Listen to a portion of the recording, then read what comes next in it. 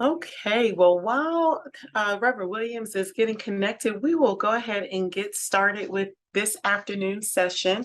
I'd like to welcome you all again to our HealthWorks Summit. Thank you so much for patching into this concurrent session B that is focused on engaging small business health ambassadors in this fight against COVID-19.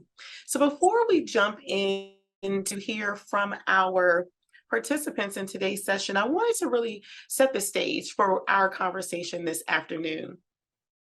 We are going to center our conversation today around small businesses, but there is a real reason why we felt, as part of the HealthWorks program, that small businesses needed to be part of this conversation.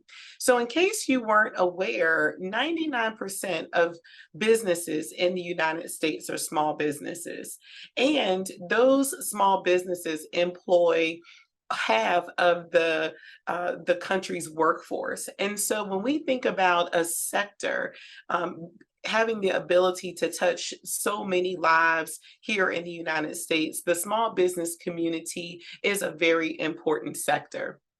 And so you probably heard my greeting this morning when we first opened this session and really talked about how we got here. But really, it was this recognition that small businesses need to be part of these public health conversations. We need small businesses at the table because they truly are on the front lines. They're on the front lines in terms of the fact that they are so prevalent in our local communities. All of our communities have lots of small businesses. They're on the front lines in terms of their employee base. Their employees are in the local communities. They travel to their work sites. They do their work day in and day out. They go home back into their local communities, and they're engaged in other aspects of the local community. So the employees alone have real opportunities to engage individuals, whether it's customers, whether it's their families, whether it's other people within local communities. And so, how can those employees really be activated to share public health messaging? And oftentimes, we don't think about employers and businesses and employees being a part of our public health response. And so, one of the innovations that we feel has come out of this HealthWorks program has been really this realization that businesses, small businesses in particular, truly can be part of our public health response during emergencies, during non-emergencies, at any time at any time. So we need to make that happen.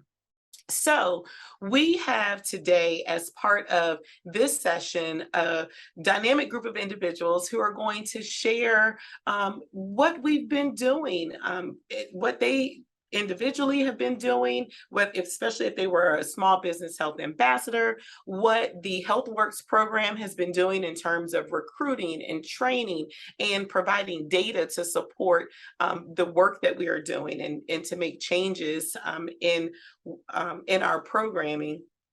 And I will introduce them in a few moments, but quickly, I also want to give you a little bit of background about what the Ashland Management Group was charged with in terms of the HealthWorks program.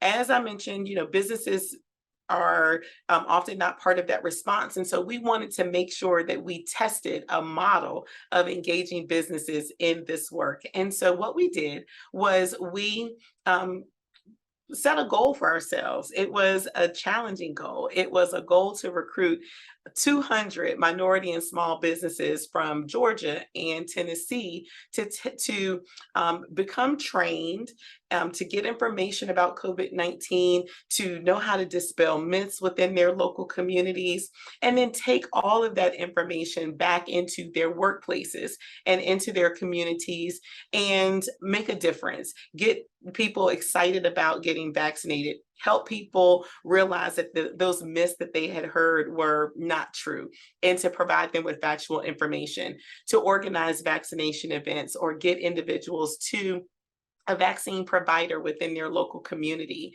And then we also wanted to make sure that those ambassadors were connected to other public health professionals within their local communities. So we wanted to make sure that we provided a mechanism to connect those small business health ambassadors to community outreach workers or health outreach workers in Georgia and Tennessee. And so today, our group will share with you how that worked, and some of the best practices that we feel came out of this program and some of the lessons learned. And so today, I am joined with two of our small business health ambassadors. So today on our panel, we will hear from Dr. Christopher Boyd, who's the general manager of Riverside Epicenter here in Georgia. We'll hear from Robert Pierre, who was our communications and marketing subject matter expert for the HealthWorks program. We'll hear from Dr. Nick Hobar, who was the learning and development team lead. Reverend Neely Williams, the director of training for the HealthWorks program at Meharry Medical College. Sherlon Franks, who's the owner of Sherlon Salon and Skincare, another one of our small business health ambassadors, and Dominic Berger, who was our data and digital learning platform team lead for the HealthWorks program. So without further ado, I am going to allow Dr. Boyd to join us in this conversation today. And as I mentioned before, Dr. Boyd was one of our HealthWorks small business health ambassadors. And so Dr. Boyd, I'd love for you to share with our attendees today, what has been your experience as a small business health ambassador, and why did your organization feel compelled to be part of this work within your local community? Dr. Boyd? Well, thank you so much, Dr. Ebony, and thank you everyone for your time today. Again, my name is Christopher Boyd, and I serve as general manager at Riverside Epicenter. A little bit about Riverside Epicenter: we're wholly owned by our church, Word of Faith Family Worship Cathedral, which our senior pastor is Bishop Dale Bronner. So we come to this work as a for-profit organization, but a for-profit with a mission. And so our mission is to empower people and inspire communities, and we do that in a variety of different ways. With our work, we see about 50 to 100,000 people annually. With conference events, with entertainment experiences. We have a full service fitness club. We have food venues, and we host a variety of community engagement activities and other business services. And we employ about 87 full-time and part-time employees. So between the people that we serve from community and the people that we serve as an employer, we see a lot of people every day. And so we want to make sure that we're always providing a holistic kind of experience for people. So when we came to the work of COVID, we decided that we wanted to engage because, again, we're serving people every day, whether that be as a polling location for people that come in to vote, whether that be, again, with the variety of different types of events and things that we host. We do blood drives. We do a variety of different public community engagement activities, such as homeowners association meetings and public policy sessions and that sort of thing. We've hosted record restriction events as a community work, doing things that are significant for our community. And again, community engagement is really what we do. So again, because of that, engaging with COVID-19 and being a service to our community was really not something that was foreign to us. And we already had a number of relationships with public health officials, as well as some of our local elected officials and that sort of thing. So again, getting engaged with COVID-19 was a natural outgrowth for us because we are in community, serving community, but our mission really truly is about people, even though we're a for-profit organization. So that's what brought us to the work of COVID. And so in terms of our COVID-19 activities, we've hosted a variety of different large-scale drive-through testing events. We've hosted those for private organizations, for elected officials, such as our Congressman David Scott, who wanted to facilitate that type of event. And also, again, we've been a very intimate partner with our Cobb Douglas Department of Health. We're in Cobb County here in Georgia. And so the Cobb Douglas Department of Health has been a very strong partner with us. So from the drive-through testing events to the in-person on-site large-scale events, we've done that. And then following those big large-scale initial events of COVID, we became a weekly location where a variety of different things have been hosted. So weekly, 5 days a week, even currently, we are a COVID testing site. Weekly for the last 2 years, unfortunately, or since the vaccine has been available, we've done at least 2 days a week of vaccination, including boosters, and that's of all vaccine types. And also, again, in partnership with the Cobb Dux Department of Health, as well as the CDC and the Georgia Department of Health, we are a beta testing location for what they call a COVID testing kiosk, where people can walk up to a machine and the machine outputs a COVID test, and then people take the test with the swab, and then they input that actual test kit back into the machine, and they pick it up every night for analysis, and they actually get a PCR result emailed back to them within a 48-hour period. So again, we've been doing a lot of different things over the course of these last several years as part of our mission. So why have we done this? Well, again, we serve the public, and we want to do so safely. We've been placed in community to be a blessing to community, and so we are here to do that. And so that's one of our main reasons for doing it, because we're right here where business meets community. And we're very fortunate that given our location, we are right off of I-20 right here in Metro Atlanta, about 10 minutes from downtown Atlanta, right in the heart of a residential community as well as a commercial community. So the Atlanta Regional Commission said that over 140,000 cars pass right by us every single day. So we are strategically placed in order to be a great service to the Metro Atlanta community. But also, we care about our employees, and we want them to have convenient options that they can look to be able to either get tested or vaccinated. And so we certainly have appreciated having those services right on our property. And then also, our community, unfortunately, is vulnerable. And we wanted to be an answer to the prayer that people have right here in community. And so we really felt it a responsibility to be of service to them, even as a business, right? So that's one of the reasons that we've done this. And again, here in Metro Atlanta, and I'm very proud of this. Here in Metro Atlanta, before Mercedes-Benz Stadium said that we were going to do vaccination services, or before Phillips Arena said we were going to do vaccination services, or before the World Congress Center said they were going to do vaccination services, we were on the front line doing that service. And so I'm very proud that we can say that.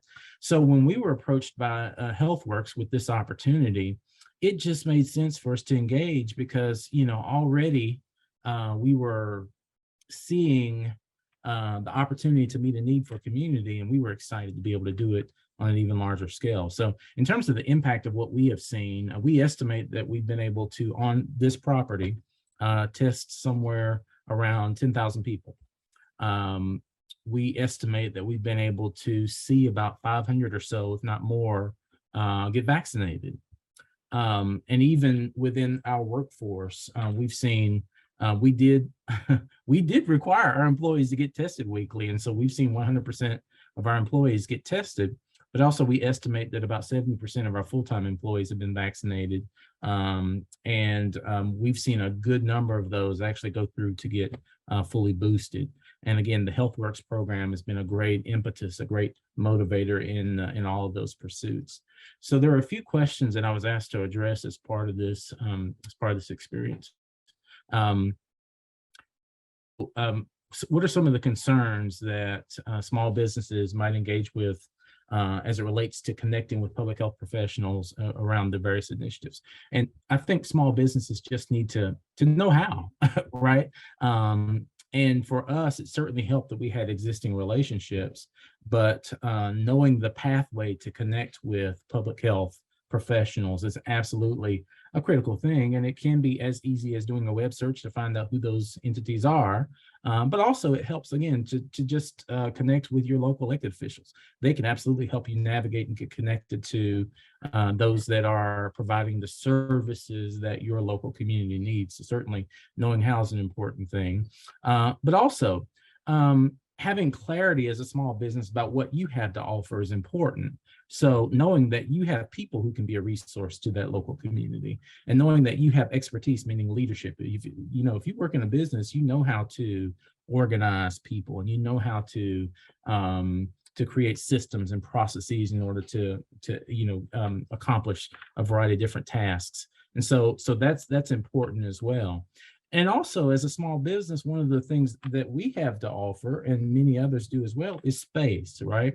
And what public health professionals look for in the work that they do is a place in order to execute the things that they're trying to do for a community. And so, so being able to just maximize the use of your space is another way that we can help public health professionals. And then also, we have to realize as small businesses that when we work with public health professionals, we are in essence creating a win-win opportunity. There's a mutual benefit in that, as we serve, ultimately the people that we hold dear are also served. And so we always want to make sure that we're looking out for those kinds of experiences. And another question I was asked to address is how can we help overcome recruitment challenges? And I think one of the things that we have to understand is, we have to look for businesses in the community who are doing things that are making a difference. And so I just think they are right there. Most communities do have small businesses that are in a proximity to the people. And I just think we just got to look for them and not be afraid to go and ask, hey, are you willing to engage? Because certainly as a community is safe, both from a physical safety perspective, but also from a health perspective, I think that it serves everyone very well. And then also, and this is just a very basic thing, but I don't think we should underestimate the power of a good parking lot, right? I just think that businesses have, a lot of businesses, and certainly that's an asset that we have, is parking space. And there are a number of things that we did outside during a public health emergency that were of service to the community that, I think just businesses have an opportunity, just because of the space that they typically occupy, to be able to do and do it well. So don't underestimate the power of a good parking lot, because it absolutely can be useful. And again, we just have to help businesses see the win-win in engaging with the needs of community with public health professionals. And again, yes, it can be selfish to look at what's in it for me as a business, but we shouldn't neglect that either. Yes, we serve community, and yes, we can be of help to public health professionals, but as we are helping them, also they're providing a service to the people that we hold dear. And so I just think that that's absolutely something that we need to be on the lookout for. So again, I'm grateful for the opportunity to offer this feedback, and again, grateful to the HealthWorks program and all that was part of this experience. But we are here by mandate. We are here on mission, and I'm excited that we get a chance to do that right here in the Austell community here in Cobb County in Metro Atlanta. So thank you so much, Ebony. Awesome. Thank you so much, Dr. Boyd. I mean, there were just so many amazing nuggets in what you just shared with us, and we'll definitely recap those during our closing session today. But I really liked how you framed your discussion around businesses understanding what they have to offer. And so often, we as small business owners kind of, think about the work that we have to do, not necessarily about, how we can be of service to, for public health initiatives in the local community. So I really love those nuggets that you were able to share with us. So thank you. And I know I'm going to have a couple of follow-up questions for you during our Q&A session, but you really gave us a lot of really good food for thought. And so I thank you for that.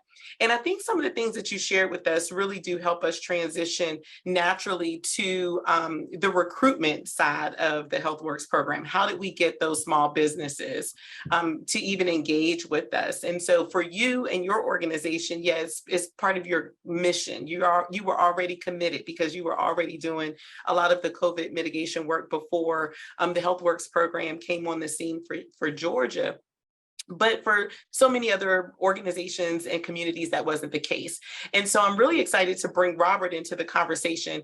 And so Robert, can you share with us how the HealthWorks program went about recruiting and engaging businesses in this conversation to do this work, very different work for many of these organizations in their local communities?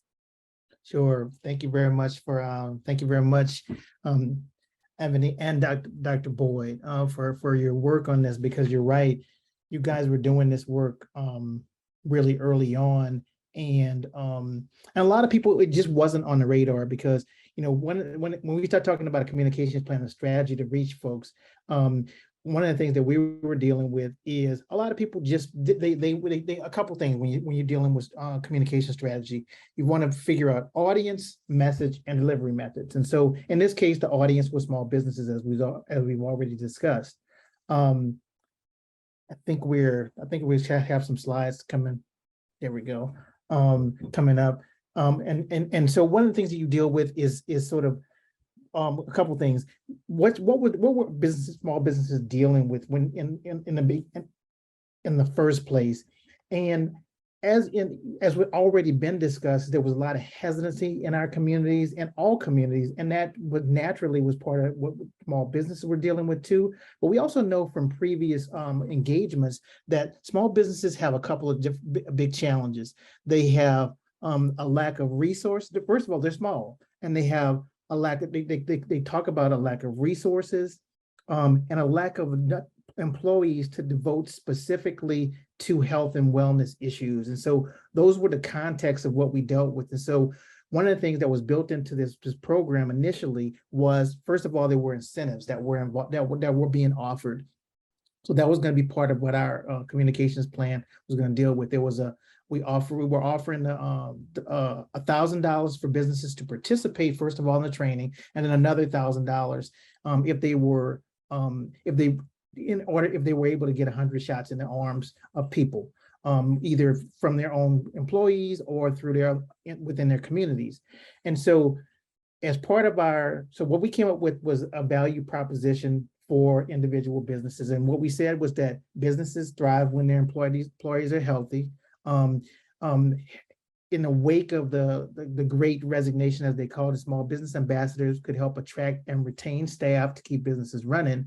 And HealthWorks businesses reinforce their role as pillars of the community. All of these were meant to speak to who people wanted to be in their communities. And so that was the message. So we talk about when you're dealing with a communications plan, you say audience, message, and then delivery method. So, and then as it relates to delivery method, I want to move to the next slide.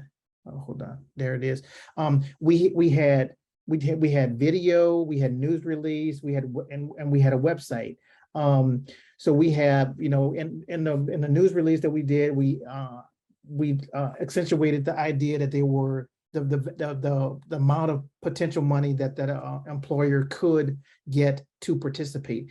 Obviously, this doesn't take care of everything that someone was doing, but it was something to alleviate one of the things, their biggest pain points, which was lack of resources. And so this was the ability to provide some resources to be a community help, and also to defray some of the cost of them just participating in the program.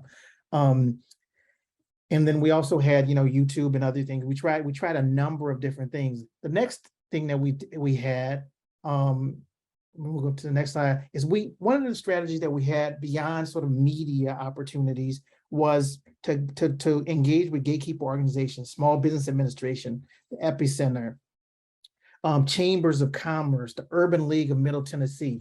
And a goal there was these organizations already engaged with a lot of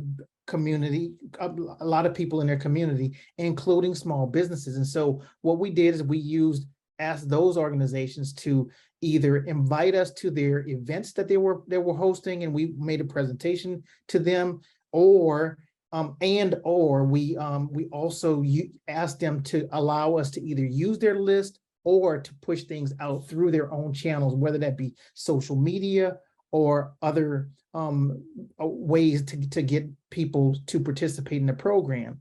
And know that we had varying levels of success in those. And we'll move to the next slide.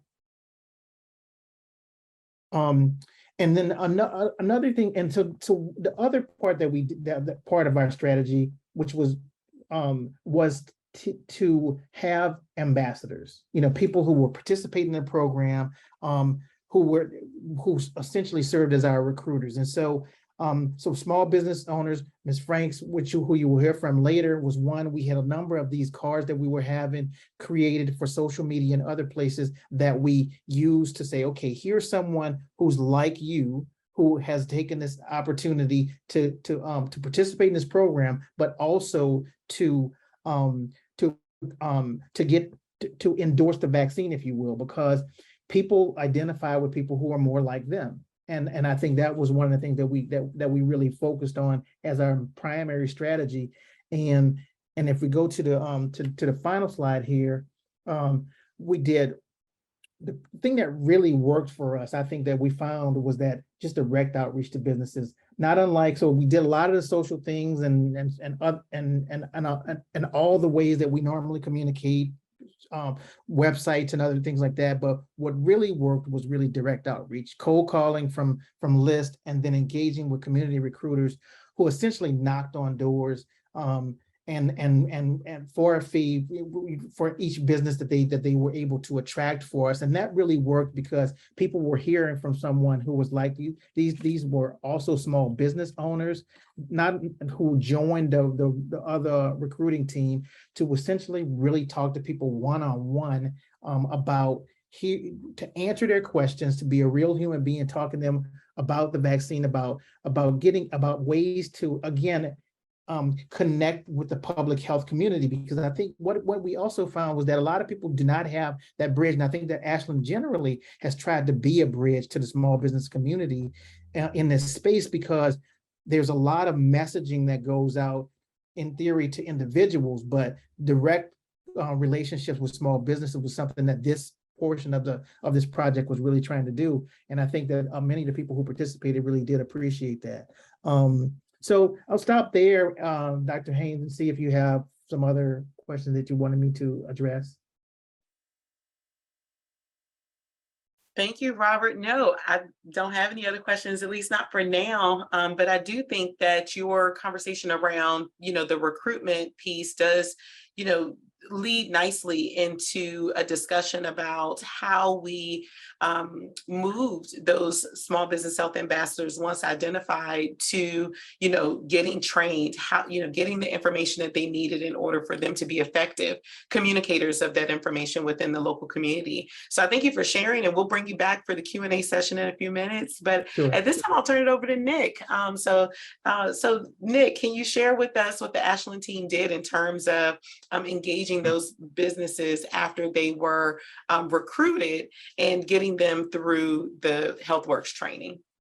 Thanks, Ebony, and it's good to be with everyone. I think all the general sessions, the panel discussion, and this summit have established the big picture why and challenge that faced our nation and small businesses. What I'm going to focus on is the why of training, and that is basically to build the capacity of small business ambassadors, health ambassadors, to increase COVID vaccinations in their business, their communities, and especially if you think back again to those other discussions, planning for other types of crises that might occur. I think I can click on my screen here and these slides will move. Is that correct? There you go. All right, I'm going to start with what we call the DLP training model. And DLP stands for Digital Learning Platform. If you watch Netflix, you go to Netflix for programs, for series, for episodes, and you go with a password protected account. You go and you search and you find what you want, you enjoy it, and you learn from it, or you just have entertainment. Well, here we're going to log in. Small business health ambassadors logged in, and they went shopping for modules and modules of learning. And so now I'm going to focus on what and how we trained the 200. Actually, we went beyond our goal to 240 ambassadors. So we started with a core module, but I want to talk about the module design before the content. We really used best practices in e-learning for this project. We broke the modules into micro modules. In other words, chunks of information for easy stopping and starting again, because this training model was done on demand at your own pace in the workplace in a 2-week period. So to fit that into a schedule of work, you have to be able to do a portion of it and stop and return and keep going. And so we designed that into the modules. We applied adult learning theory for personalizing and customizing this for our learners, in this case, small business health ambassadors. And we focused on real world problem solving, not just looking at slides and watching movies and taking test questions, but looking at information related to what we were asking them to do in their workplaces and designing in a way that they would take that material and apply it. And we really worked hard at engagement, excuse me, for online learning. We had content slides with voiceovers, we had video, graphics, website searches, and we had discussion board capacity where a small business health ambassador could answer a question and share it in a discussion board, and all the other ambassadors could see that response and they began to learn from each other. And we also had knowledge checks with feedback in the modules. So that's what a module, that's how it played out. And now in the first module, we really focused on, from a content point of view, understanding COVID-19 and its impact on communities of color and the impact on running a small business. In core module 2, our theme here was a famous quote out of Leadership and Management: you can't manage what you can't measure. And so we wanted to really emphasize the importance of assessment, understanding where your small business was when this project started, and setting some goals for improvement. And so we used, to do that, we used a scorecard approach where we took 15 best practices in dealing and mitigating COVID in workplaces, and we asked the ambassadors, where do you stand on this? Are you doing it? Or are you not? And they got points for those responses, and they came up with a total score, but also the sub-scores put them into, hey, I'm just starting this, really. I need help on a lot of things. I'm emerging, or I'm proficient. I've got it going. I just need to get better, or I'm advanced. And I've been doing this for a while, and I can actually end up helping other ambassadors. So they got that at the start of the training, so that when they took the content from the modules, they could begin applying it to that information. Being able to do this online, Netflix, once you pick one movie, or Amazon, you buy one book, they're sending you messages on what other books and things you should buy, right? That are related to that. In our scorecard, after the responses were done, the ambassadors got links to resources that correlated with what they were saying in their responses to the scorecard. Okay, so then that module then led to module 3, planning, with a focus on planning and implementation, and this is where real world problem solving took place. We provided some additional support modules. So if they were in that proficient or advanced level and they wanted to move into some more things on leadership, they could do that. If they wanted to move more into policy development, using benefits and applying environmental supports, they could do that based on their needs. Or if they really wanted to focus on communication strategies, they could do that. So they were in and out of those modules as needed, but then they built an action plan. So we had an online template that they filled out, focuses on what they wanted to do in terms of 2 things. We had 2 tasks: a communication campaign and also a vaccination event. So they would work through that, determine when they would do it, who would do it, what resources were needed, and that action plan was completed and submitted to Ashlyn, and our online training coach was available throughout this process, by the way, to help. And as a result of that, they were awarded the $1,000 incentive that Robert mentioned. And they were also given a certificate of mastery of training. And that all happened within that 2-week sequence. And then from there, they began to implement the action plan. And this is where pieces of this summit come together. All the things we've been hearing about, the health outreach workers from the other partners of the project, HealthWorks, connected with the small business health ambassadors, and they helped them to implement their action plans in their settings. And there was the focus on the communication campaign and the vaccination event. And that's where if they got the additional 100 vaccinations, they got another $1,000 incentive. So that was the DLP training model. Now, this was up and running and stayed up throughout the remaining part of the project. And then we noticed, though, that some ambassadors were starting but not completing the modules for whatever reasons in their workplace, in the schedule. This was designed, remember, for during the workday or after, but basically they could do it during the workday. So we saw this pattern of some folks not completing and not even starting after they committed. And we sort of stepped back, sort of like if you're a football fan, like right now at halftime, all these teams make adjustments so they can win the game in the second half. So we stepped back, we talked to subject matter experts, we talked to small businesses and e-learning experts, what options can we give for folks who may be struggling or, just for whatever reason, needed another approach. And we came up with one that we call the meetup training module. And the meetup training model is an alternative approach because this is done after the workday. And it's a 90-minute virtual live meetup model adapted from the content that was in the first model. So all the content's the same. It may not have been as much in a 90-minute, but everyone who went through this meetup training model also had access to the DLP and all those support modules. So they had the best of both worlds, if they started with this module. This used the Zoom technology like we're using today. So you had the general sessions, you had breakout rooms, and we had moderators, facilitators. And to make this fun and engaging for 90 minutes, we moved towards some gamification apps. And I'll point those out to you in a minute. So here we go. On the training model, there was some pre-meeting activity where the participants were given information on how this was going to play out, what apps we're using, how they had to connect their phones or their computers to Zoom, and how they would have to go back and forth online to get some practice with it. At 6:30, we started it. We were in the Zoom main room. And so we had all our folks there to welcome them. And we then started with an app called Mentimeter. It's a fun kind of act where it's an interactive whiteboard, if you will, so that the minority business enterprises that were involved here could then state what their expectations were. They might have said at this point, we really want to know more about COVID-19 in the workplace, or I want to dispel some myths. So we were learning to start where they were coming from so we could adjust to that as we move through the meetup training model. Then we went to the breakout rooms. We had 4 teams, and we did a session on facts and myths using another app called Jamboard. And here we had them in teams, and if they got the facts and myths correct through the Jamboard technology, the winning team got a $50 gift card.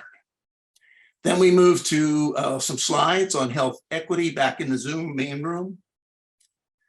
And in that main room, we brought in Kahoot, which is a game-oriented tool that some of you probably had some fun with in the past year or so. And we asked true-false questions, and the top 3 scores, getting those true-false questions correct, got a $50 gift card. Then we moved to presenting information on health work goals, community engagement, and the small business health ambassador role. And in this case, we actually had, that's really small in there, but that's Ebony on the top. That's Ebony over there, and one of our participants who had already done the training in the other model. And they were presenting that information. And from that, we then went on a scavenger hunt to go to the CDC website and any other source, or using prior knowledge and experiences in those teams. Again, they answered the questions. Whoever got the questions done correctly in the shortest amount of time got a $50 gift card. After that, we watched an assessment animation That's sort of like those movies where someone's talking and they're drawing at the same time, and it's really engaging. And we really focused on why assessment was important. And this got into the scorecard that I mentioned earlier for the other model. Then we moved to the breakout rooms, and with a facilitator, the small business health ambassadors worked with Google Forms to do their scorecard and begin their action plan, which they submitted immediately, came to Ashland for our acceptance and recognition, and then the $1,000 form was quickly distributed to the participants. Then we went into a next steps question and answer about how they would then move to work with the health outreach workers, how they would collaborate in a regional hub. We had regional hubs that were actually a part of that digital learning platform, and they could go in and interact with their colleagues through that system. And we finished with adjournment and an evaluation of the training. So I'll close with just some comments about both models. As I've been mentioning, they were designed to prepare the ambassadors to complete those action plans, to take them back to their companies, to improve them with their staff if they needed to in any way, to connect with the outreach worker, and to work in those regional hubs. So that was common. And again, our goal was to train 200, and we exceeded that with 242 trained ambassadors. Dominic, in his session a little later, will provide specific data about the implementation of this model in his part of the session later. And now I'll turn it back to Ebony. Thank you, Nick. This was really informative. And one of the things that I really appreciated about the HealthWorks training model was that what we learned from it was there is really a need for us to have multiple training methods and models available for individuals based on their individual needs.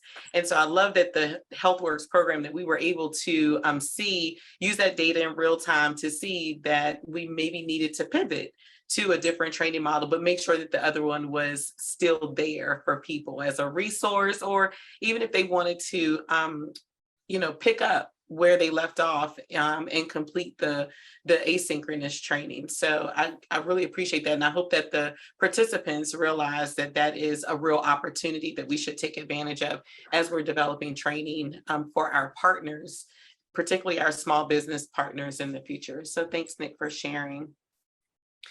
So at this moment, I want to transition over to Reverend Williams. Before she comes on, I want to reiterate the fact that the HealthWorks program is a collaboration.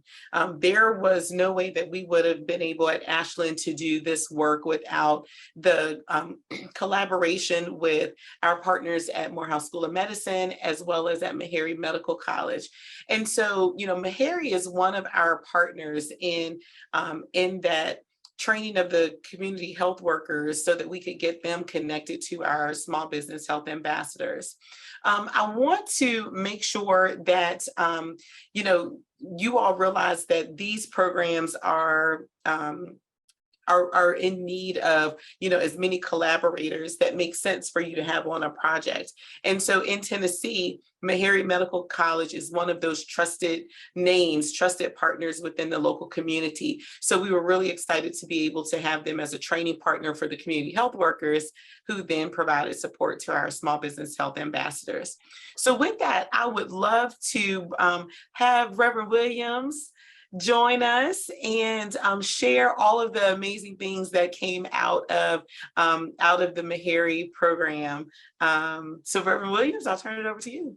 Well, thank you very much. Thank you, Dr. Hayes, and thank you all for all the wonderful work that you all have done to set us up for success.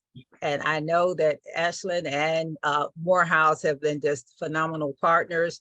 And we see this as something, not just a drop in the bucket or something that was episodic, but there's something that's going to build going forward for our community partners.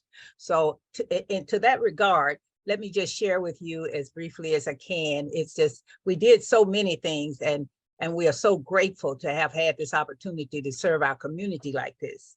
We have been working nonstop since The program was funded back in February of this year. We were already working, so we kind of put the cart before the horses, so to speak. And we've had to do some backtracking, but it has been successful, and we're grateful that we were allowed that opportunity to do that. With the Small Business Health Ambassador is a phenomenal idea. I cannot agree more with Dr. Boyd and all that he has shared with us, and all the technical work that went through with Ashland, as well as with our other speaker who talked about how health ambassadors have been effective. We have known for a lifetime that our community deals with our community. And so when it comes to barber shops and beauty shops, all these small businesses that are here every day, they have a role to play in public health. And it is time that we recognize that. And I'm so grateful to say we are part of that effort to recognize it. So how our structure was set up to work with the small business ambassadors is that we already, with Tennessee SEAL, have been partnering with our community on community events with our with our local partners and our local community organizations that were out there in the community. We have folks in Nashville who saw a need and just jumped in foot first, just said somebody needs to do something, and who better to do it than I. So we have had people who have really just came to the forefront, and our ambassadors are certainly some of those people that's doing that. With us, we had a similar training model for our community health workers. And then after they had been trained, as they are being trained, they are being partnered with the small business health ambassadors so that they can keep each other abreast and they can seek out opportunities for both of them to work. My team here at Meharry, we have a very structured process where we find out, we actually work with those folks who are doing events. We have community partners that are part of the team, and they have a schedule of times that they are going to be working. One of our most active partners have been the MDHA Housing Authority, because we know that a lot of vulnerable people live in those MDHA housing. And so because of that, we have been able to be at their Friday events where they, the housing people have events for their residents and bring them, they come down and have a meal, or they'll have some activities, and we provide COVID-19 testing when that was going forward, as well as the vaccinations when they became available. And now our focus has turned to making sure that those who have been tested, those who have had their vaccines, get their boosters. So to do that, we're going to have to educate our community. We're going to have to help them to understand why they need the booster, and then give them factual information that will allow them to make an informed decision. So that is how we are doing that. And we invite our partners, our small business associate, our small business health ambassadors, along with our community health workers, to work with us and work with my team. We have some health educators that are master level public health folks who have just completed their work, and they're excited about the work that they can do out in the community. We have a cadre of we have a list of all the programs, all the activities that we know that are going on in the community. One of the primary tools that we have used has been a Tuesday morning meeting where people from across the state of Tennessee join into that meeting, and they share what's going on in the East, the West, and in Central Tennessee.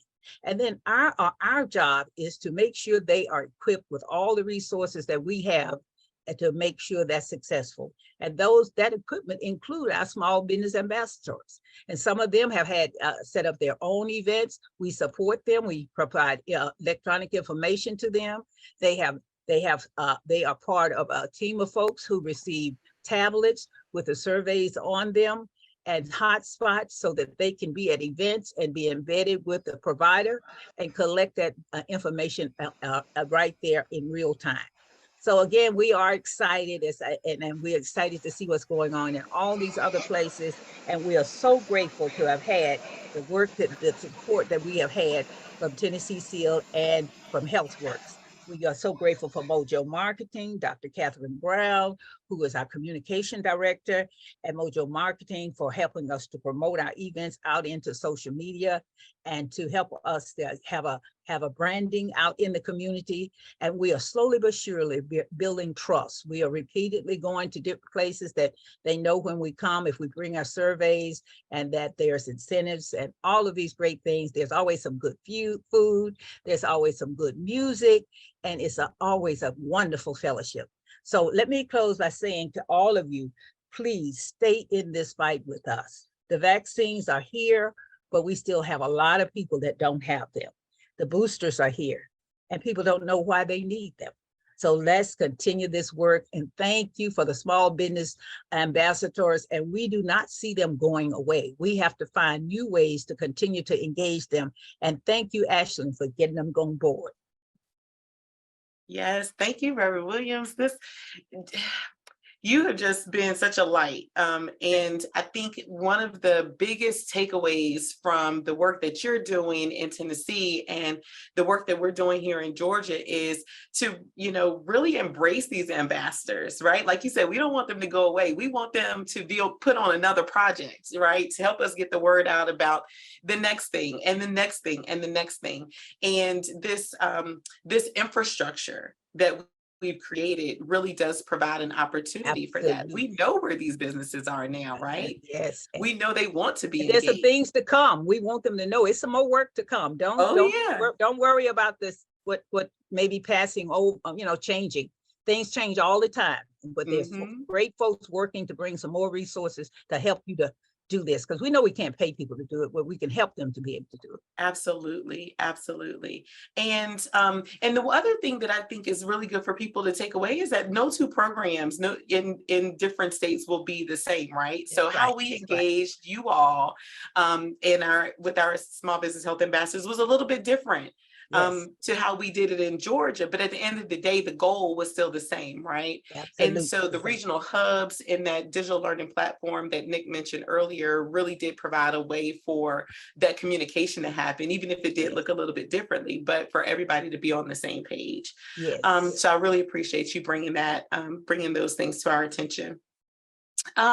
So there has been a common thread in these conversations as we've, transitioned from Dr. Boyd at the beginning to just, having a conversation with Reverend Williams, in that, there has been this constant need for communication and a constant need for us to look at what the information that we have is telling us. And so Dominic Berger is going to come up next, and he's going to help us, understand, help everyone that's on the session today understand how the Ashland team worked with our other consortium partners to use the data that was available to make real-time changes in our programming, from everything from training, delivery, to, even how we went out and recruited individuals to be small business health ambassadors. So Dominic, I will turn it over to you. We're looking forward to hearing how we can use data more effectively. Thanks, Ebony, and good afternoon, everyone. So as some of my colleagues spoke to earlier, Robert, as well as Nick, a lot of decisions were made throughout both the process of the outreach and recruitment efforts, as well as the efforts we had within the training programs and changing the different models that are available to SBHAs as they went through the program. And so the biggest thing through a project like this was there's a lot of moving pieces, a lot of teams involved as far as the coordination between the outreach recruitment into the training program and providing support through that training program. So we had to consolidate all that information and data into one place so that our entire team across all sections of this program could gain insights as we went through the program that launched earlier today. So to do that, we used our data visualization tool at Ashland called Compass BI to really consolidate all this information from these different efforts and teams into one place to create visualizations to provide, like I said, that insight of what's going on and getting the heartbeat of the program. And so right now I'll show you just an example of kind of the stories that the data told us as we went through the program. starting with, the training effort. So let me switch my screen. I think I have the ability to share my screen. Oh, there you go. All right. And so on the screen right now is an example of one of the dashboards that we developed within our Compass BI tool to really give a pulse and story of what the training program was doing. So the overall number you see here at the top is 242. Well, our original goal was to train 200 small business health ambassadors across the states of Tennessee and Georgia. And so we started that effort back in May with launching our first cohort. And so in May, we only offered the training of on-demand format within our digital learning platform. And as you can see, after the first month, we only had about 36 completers out of the 49 who registered.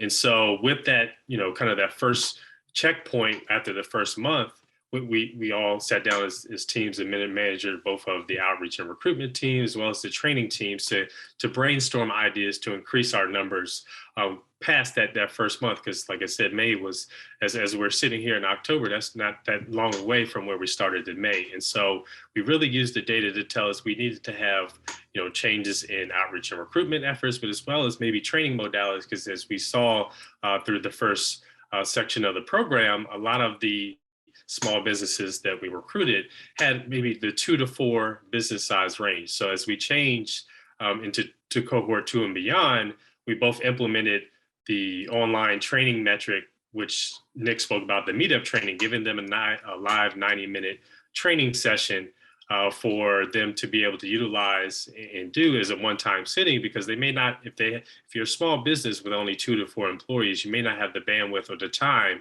to go into the digital learning platform and go through the training modules on your own pace. But really providing that option, the additional option of a 90-minute live training session, really boosted our numbers from May. As you can see here, we really got through blew through our goal with the second cohorts and on. And so that got it back to that main goal of having 200 MBEs, but really not only adding in the meetup training option, but also realizing that a vast majority of our completers were in that 2 to 4 business size. We, tasked out a technical support team to reach out to those individual small businesses to see what additional support they needed. And with that, we learned to collect that information. That time was kind of an issue for them. And so that was another metric that kept us and made us in a decision of creating the meetup training. So as you can see here, throughout the entire end of the program, we still had a heavy population. 54% completed the training in the traditional DLP method. But you also can see here, with adding in that meetup later on to the program, that was also an effective method to get increased numbers of engagement and almost get to 50% of those who were certified either went through the on-demand format within the digital learning platform or within the 2 live 90-minute sessions that we provided. And so that was one of the major things that the data told us as we went through. And then the last piece of this, just kind of the overall training, is that I said that the highest profile size businesses within the program were those small businesses that only had 2 to 4 employees. And so with that being the highest kind of participation into this program, we really knew we had to increase our technical support resources, as well as folks, really having those touch points with their phone call or email to make sure they had what they need, because they were enthused about the program and wanted to complete it. So we wanted to support them along the way. And the second dashboard we created really tells the story of the entire program in our outreach and recruitment efforts. So as you can see here, throughout the entire program, we were able to register a total of 303 total small businesses across the state of Tennessee and Georgia. But once again, let's filter into the first cohort when we started in May, and just pay attention to the pie chart over here on the left.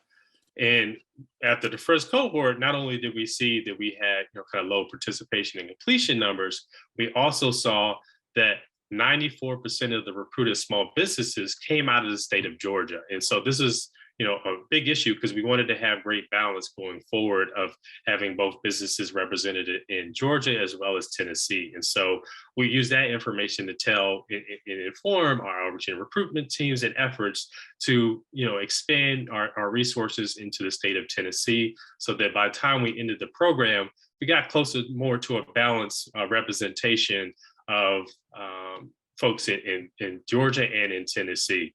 And so, that was one of the stories that the data told us as far as where we needed to focus our efforts and what states, and even more specifically, as you scroll down here, we're able to represent and show our reach across the state. So as you can see here, this is our representation as far as the MBEs that were certified across the state of Tennessee. And so this also gave, a pulse to our outreach and recruitment teams that, make sure we weren't in one centralized major city in Tennessee, but really spreading across the state, some of the rural areas and some outside areas, so that we can really have a large representation of small business health ambassadors across the state. And similarly, we did as well within Tennessee, being able to drill down and see, where our MBEs were located across the state, out to the East Coast, even to Savannah, but really not only, letting our outreach and recruitment teams know where to concentrate our efforts, but, additionally being able to coordinate with the community health workers from Tennessee and health outreach workers in Tennessee to let them know where they should have their resources available to help support these small businesses going throughout the program. And so, these two kind of representations of dashboards showing, how we use the data to both inform our training changes that Nick spoke about, as well as our recruitment and outreach changes that Robert spoke about, to really have an ending impact, as you see here on this infographic, showing the overall impact of the program now that we've completed over the last couple months. And so we have a total of 242 total SBHA's trains, and that means there were 242 community action plans were created, as well as health promotion campaigns developed within those areas. We had over 1,500 employees that are a representation of those 242 businesses that were trained in this program. So that reach across the employees. 10 health districts, as well as 3 health districts in Georgia were represented over this program, as well as over 2,000 vaccines that came from the small business population in this program throughout the start of the HealthWorks program. And one of the biggest things that we spoke about in the earlier sessions, the economic impact we were able to provide to these small businesses that were heavily most impacted by the pandemic. We were able to, bring in investments within those small businesses using those incentives for trainings and vaccine, and provide over, $260,000 to those small businesses who were able to participate in this program. And so, really making sure that, not waiting till the end, as you see that this infographic represents, but throughout the entire program, we really used the data to be our compass, no pun intended, compass BI, as we went through the program to really judge and make our decisions, more sound and data driven, so that, over time we could make sure that any decisions, the changes that we made, like I said, with the first one of adding more technical support to the DLP users, but then, from that, adding a different training modality for the meetup training, all those things were, done with taking in what was happening, what was the pulse of the program. And so with that, I'll pass it back to you, Ebony. Awesome. Thanks, Dominic. Before you go, though, can you speak to who had access to the data dashboards throughout the program? Sure. So like I said, we had several teams, management teams and team leads with this program. So we had training in curriculum development. We had data in the digital learning platform. We had our outreach and recruitment teams. And then we had the management teams that oversaw that within the Ashland House. But we also made this available to our consortium partners at Morehouse School of Medicine and Meharry, so that they can also see those insights, like I said before, being able to determine that a lot of the populations of these MBEs and SBHAs recruited were in these parts of Tennessee and Georgia. And so in their recruitment efforts for community health workers and outreach workers, they can make, kind of decisions knowing that these were our populations in reach. And so, the ability to have this cloud-based online tool to really give the real-time data allows access for the entire team to have insights on what's going on, so there wouldn't be a silo, or one team wouldn't know what the other one is doing, but everybody can really read from the same sheet of music as we went through this program. Awesome. Thank you, Dominic. I think if there are opportunities for us to integrate these data dashboards and other public health programs like this, regardless of what the subject matter is, right, it would allow all of us to be able to use data real time to make programmatic decisions. That could be also cost saving, right? Time saving and cost saving. So I really appreciate you giving us this demo. And I'm sure there will be some other questions for you as we move along. So thanks, Dominic. All right, thank you, Ebony. All right. Well, we have heard today from a lot of folks, right? We have heard about, how we have gotten our small business health ambassadors engaged in this work, everything from recruiting them to training them to deploying them out into local communities, having them partner with organizations like housing authorities or doctors or nursing homes within local communities or schools within local communities. So really the opportunity to use our trained ambassadors is really unlimited. We have these 242 individuals who have gone through training, but we had a wait list. That was one of the things that didn't come up during the conversations that we had with the individuals who presented a few moments ago. But we actually have small individuals, MBEs, minority business enterprises, that are interested in being involved in initiatives like this. So we have a waiting list. And so that too speaks volumes to, our businesses within local communities seeing the need for this type of work and also wanting to be engaged in this type of work. So thank you to all of the folks who have presented so far. I'm going to ask you all to turn your cameras back on, and we'll start working through a Q&A session. And while you all are doing that, I definitely wanted to make sure that I gave a shout out. Joining us today, we have someone who has really been instrumental in getting the Ashland team a lot more engaged and energized, and providing lots of resources to us in terms of, what does it look like to have businesses more engaged in these public health initiatives. And so we definitely want to give a shout out to, is she still with us? Yes. Dr. Krista Singleton, Chief Medical Officer, the Office of the Associate Director for Policy and Strategy at the Centers for Disease Control and Prevention. Many of you may have remembered that during my greeting, I mentioned that, we had a national webinar last year, and we brought some individuals to the table to help us think about what does it look like to do this engagement. And so Dr. Singleton was one of those. So thank you so much for joining us today. So we have a couple of questions that have come through the Q&A. So I am going to start with the first one that came through. And this was a question for Robert.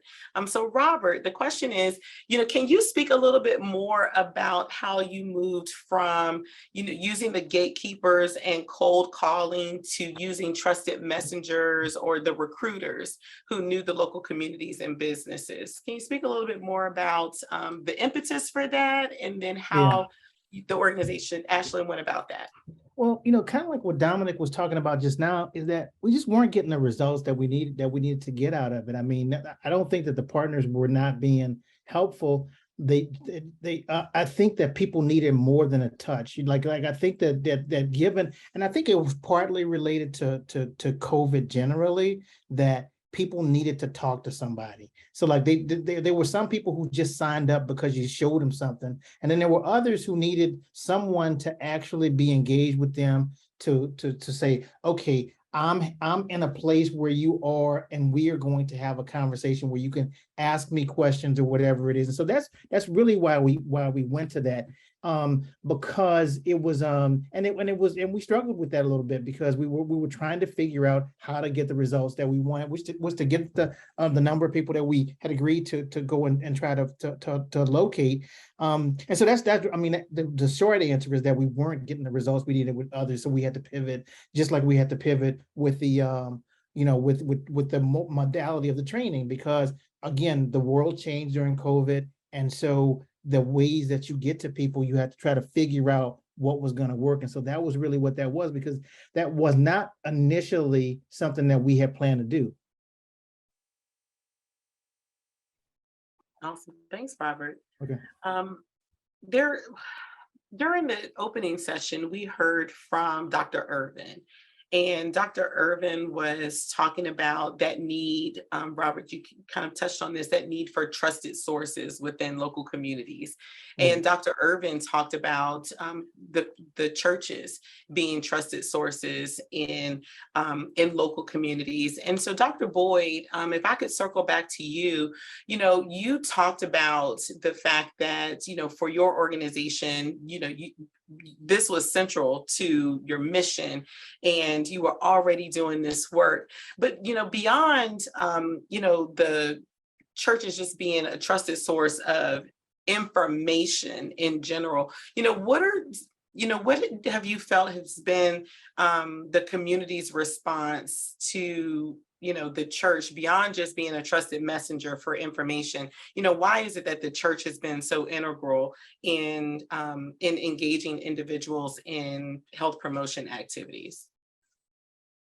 Well, I mean, I think it's already been said. I think that's what you said. You can't underestimate, you can't undervalue a trusted voice. I mean, that goes so much further than most anything else that can influence people, simply because, especially with this COVID environment, there were so many voices that have been communicating with regard to what things are true and what things are not true, that to hear from someone who could validate a word, a message, add credibility to a word that went forward, it made all the difference. And so I mean, but it's not just about hearing the voice, it's also about having a convenient place. And certainly, I mean, when you have the voice and the convenient place, when that voice makes their resource available to serve the needs that are happening in a particular, health emergency such as COVID, all of that goes together, right? So it's one thing to have a voice; it's a whole nother thing when you have a voice with a place, and you can say, "Come to my place, come to this place," and engage. I think that makes a huge difference. So hopefully that's addressing your question. Yeah, absolutely. And I think one of the other things that kind of came to mind for me was the fact that there were a number of news articles that I saw come out during COVID about pastors, signing up to, get vaccinated, and, showing the community, that the vaccinations were safe by, physically doing it in front of everybody. Yeah. And then allowing them to see that. Yeah, if I may speak to that just a little bit, our senior pastor, Bishop Del Bronner, he said, hey, sign me up as soon as it's available, right? And the thing about it is, he also traveled quite a bit during the pandemic, right? He wanted people to know that he was still traveling, that he was not afraid to engage in life, right? That, yes, he was masked up. Yes, he was using hand sanitizer, but he was also vaccinated, and he was still engaging in life. And I think all of those messages were important to as an impetus to get people to remain committed to just being part of the serving of their communities. Thank you for that. Can I ask a question about the incentives? So, so often when we are doing this work in public health, there's usually always a line item in the budget for incentives because we feel like the incentives are what's going to make the difference. But I got the impression that it wasn't necessarily all about the incentives for all of the small businesses that were engaged in this work.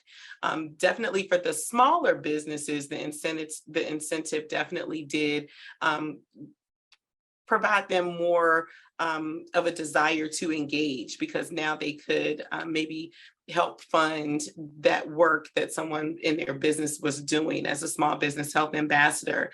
But for Robert, the other businesses that were engaged in this work, Dr. Boyd touched on it when he was talking about his organization and it being central to his mission. But can you speak a little bit more about why a lot of these minority-owned businesses really felt the urge to be part of this work? Can you speak a little bit more on that?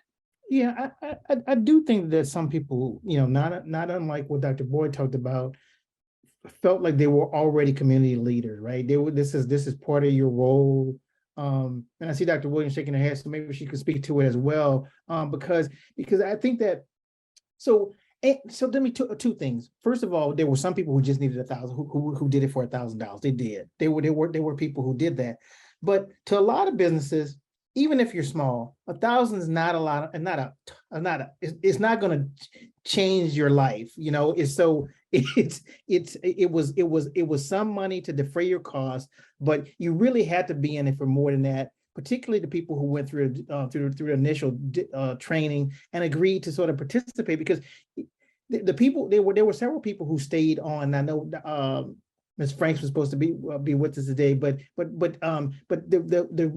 they stayed even after you could have gotten your $1,000, and that tells you something about the fact that people they cared about this and they cared about the people in their communities. Because one thing that I know some of the businesses that we spoke to directly is that they were trying to be in this misinformation phase where people were telling them all the things that they've read on Facebook or whatever it is. And there's nothing inherently wrong with Facebook or any other thing, but like, where did you click on that thing and where did it go to?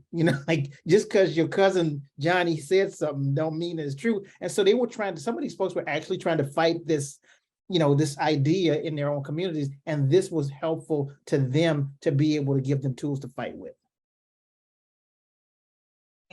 I couldn't agree more, because people are, people want to do good. People, we see that every time we have a disaster, we have something, they just roll up their sleeves and they go at it.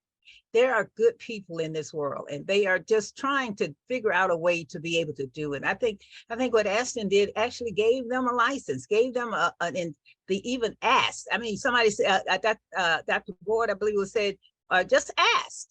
Just ask. The worst they can say is, I don't have time to do it. I don't have the staff to do it, or whatever. I work on several projects. I've been working in the Nashville community for the last 40 years. And I don't mind that it dates me, but because my hair dates me anyway, but but I'm still great. I'm so grateful to be able to still have the energy and tenacity to be out here and to touch with those young people and others who are just determined to do what needs to be done so that people get the help they need. And to give them an incentive, I always say, never offer us a free lunch. So anytime I see people putting together posters, please don't put on their free lunch. I said, that is indignant. It is a representative of something from our past that does not wear well with us.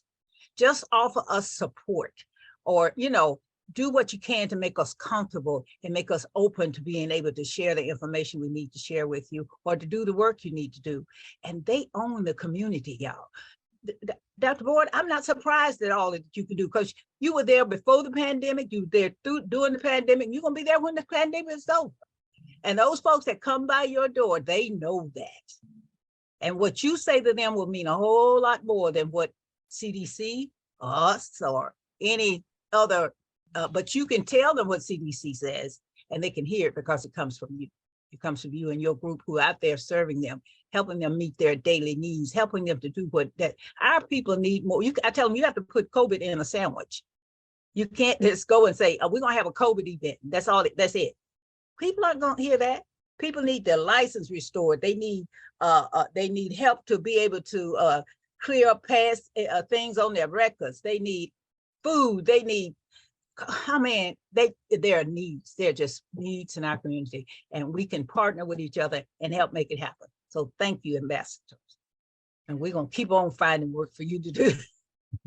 And if I I may love- build on that just Yes, a go little ahead. bit, I mean, we shouldn't underestimate the cost of hand sanitizers and of gloves and of, you know, disinfectants and of all of those things, which do add up. And so certainly anything that helps to support any of those kinds of business expenses are absolutely helpful. So I would say that $1,000, though it might seem inconsequential to some, it does go a long way toward helping with some of those seemingly small kinds of expenses.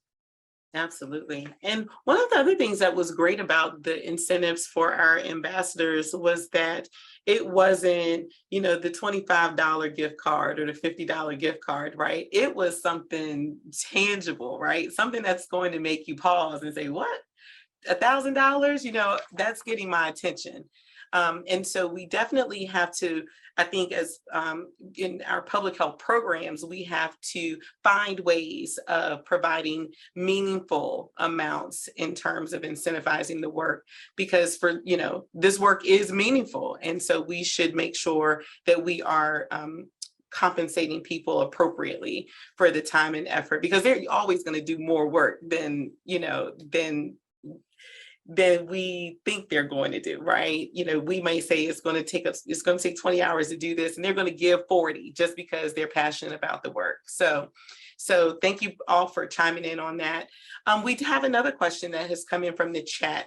What were some of the vaccine hesitancy challenges that the SMEs shared? I guess this means SBHAs, challenges that the SBHAs shared during the virtual training. So any of the folks who were present during the virtual training, can you speak to some of the vaccine hesitancy challenges that the ambassadors shared? I don't know if Nick wants to jump in, and I can jump in as well. You know, where we had the myths that exist, dispelled many of those myths about you know, the vaccine carrying a microchip. People actually believe that, you know, and so we had a lot of exercises around those kinds of things. And I just think the knowledge they gained to be able to apply to their action plans was significant also. And I'll also just share that meetup training, where individuals were live in a synchronous environment and able to interact with each other. It was amazing that after that facts versus myths exercise, people actually verbalized that they believed some of those myths, and they verbalized how, you know, it was impactful for them to learn through the HealthWorks program that these myths weren't true, and also to be able to go out and seek information from, you know, trusted sources like CDC in order for them to be able to share that information. But that community that was built in those meetups, I think, was really really phenomenal, and people got to talk about, you know, some of the things that they thought were true beforehand. So Nick, thank you for chiming in. Yeah, and I think that someone even mentioned about there was a discussion about the pregnancy issue, about the concerns as it relates to pregnant women. I forget exactly the question, but I think that public health has to, and again, I'm on the PR side of it, but and you guys are the clinic, you know the work, you know, more directly. But I can tell you what we have to be when we're talking to folks is we have to be honest about that it comes from a real place, right?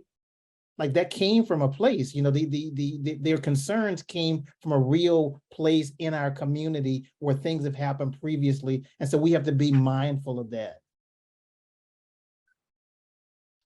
Robert, thank you for chiming in. I can't remember who it was during the panel discussion at the beginning of this summit, but someone mentioned that there is a real need for us in public health to really get our hands around the communications aspect of this work. So when you think about the communications challenges in terms of getting the word out, the messages out to small businesses or minority-owned businesses, what are some things that we could do differently? What are some ways that after the HealthWorks program is over and we want to engage businesses, and we want to get the messaging out, are there some best practices, some tools that we should be using in order to do that work and do it well?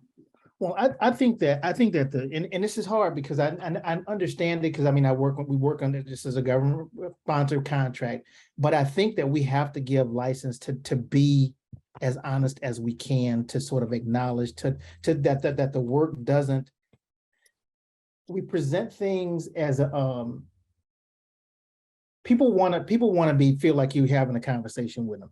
And if you're just reading stuff, and I think that one of the reasons back to sort of someone having a conversation, Dr. Boyd having a direct conversation with them, like Dr. Williams said, is that they're having someone, they said, okay, I might not have done the research, but this person who I trust has done some research, and they might be or might not be right, but I might be more willing to go with them, right? Because that's because we honestly, around COVID, when we say absolutes, it's hard to have absolutes about COVID because we're still studying COVID.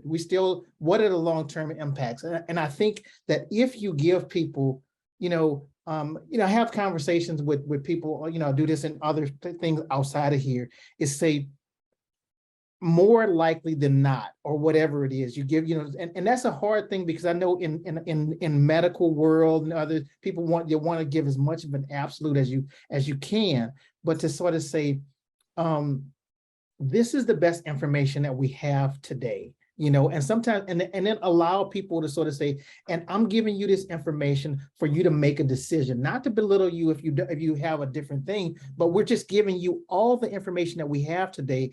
And I think that and that's hard, because when you hire private companies, they have deliverables, right? And so they got to meet the deliverable. So you want to do everything to meet your deliverable, but I think you meet your deliverable. And we do this with other clients and other spaces too, is that you say, if you acknowledge the thing that people are dealing with, what they're actually dealing with, and say, I understand actually how you could get there. But here's how we got here. So you give them a path to sort of understand how you got to where you got to, as opposed to sort of saying, this is just the word, this is what it is, and it's not, and it's absolute. So that's not an absolute, but I just think the big picture is just to be as honest as we can, and I think that gets you a longer way towards solutions, I think. Ebony, I'd like to say too, that going back to the training, what was interesting to me was the scavenger hunt, because it was extremely practical. I remember one of the expectations of a participant was, tell me what to do. and these scavenger hunt was, what is COVID? It's repository droplets, right? What is the latest variant? Where do you go for help? What are the symptoms? What's the youngest age? And during that time, I think the children thing was just happening, right? Getting approved. And so it was really timely and highly practical for going back into the workplace and home or wherever and using it. And that training technique allows you to update that very easily as you move forward with COVID or as you shift to another crisis area. Thanks for sharing, Nick. I actually wanted to ask a final question of you related to the training. So the Ashland team didn't create HealthWorks necessarily from scratch. There was a model that was used in order to build out this HealthWorks platform from something that was used before related to small business engagement and addressing health challenges. So can you speak a little bit more to that and why it was so important for Ashland to use that Work at Health model as a springboard to this work? Yeah, it was Work at Health was the name of the program. It was done by CDC, sponsored, and it was to train businesses on how to construct workplace wellness programs in their businesses. And we went into the best practices literature and successful programs, did a needs assessment of small businesses, and created a training program curriculum, but it was delivered 4 ways, through a face-to-face stand-up model, 1-day training, through an online only model, through a blended model where we did half of it online, well, 3/4 of it online and 2 days face-to-face, and a train-to-trainers model. And we successfully implemented that with businesses. And then even more so, there was a technical assistance phase that followed that, because the businesses got incentives to start programs in their businesses, and we could support them. And so when this came along, we had to do this in like 2 or 3 months before we started implementing it. So we went to that model and said, okay, which of those 4 models looks good? How can we customize it and craft it for the business population that we're dealing with in this program? Looking at their preferences, their customs, and so forth.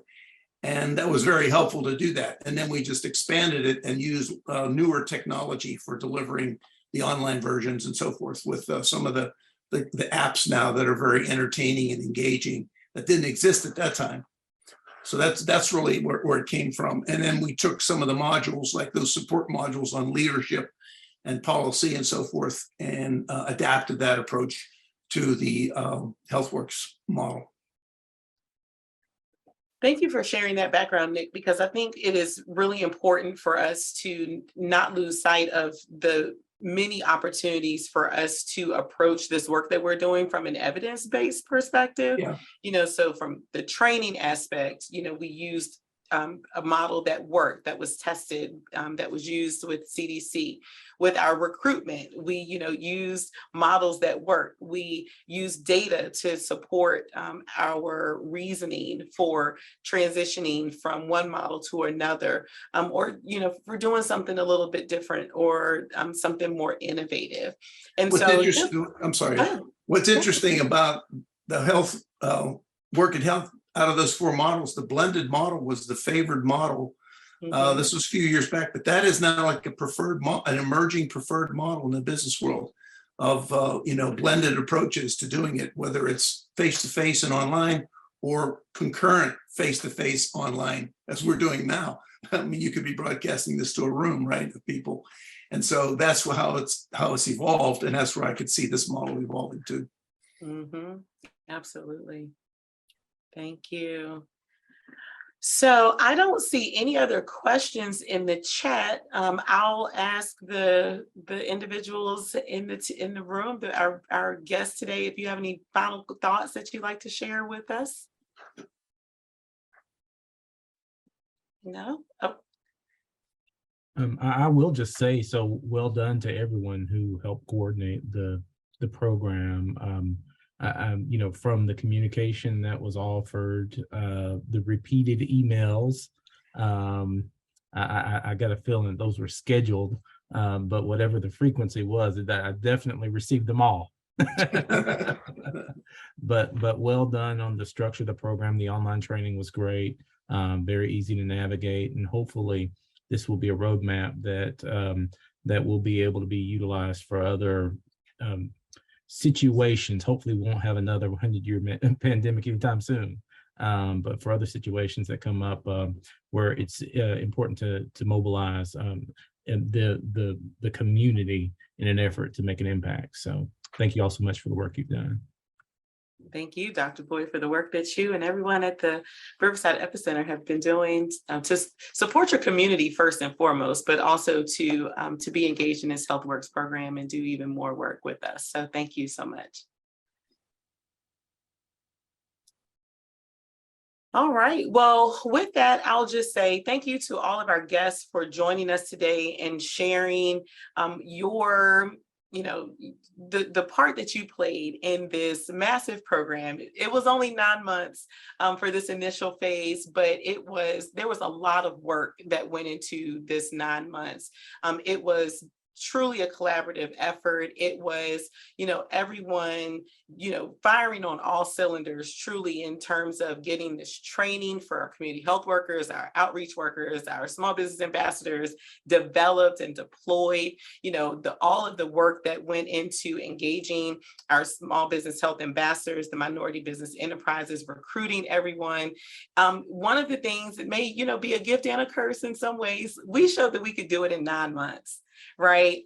And so while we may not want to do it in 9 months the next time, we could do it, but it also requires that we, use the evidence-based resources and information that's out there in order to make sure that what we are putting together, even if it is in a short amount of time, that we know that it's going to be effective. It's going to help us bring about the outcomes that we expect. And so with that, I'll say thank you again to everyone who's participated in the session. Thank you for those of you who patched into the session to learn more.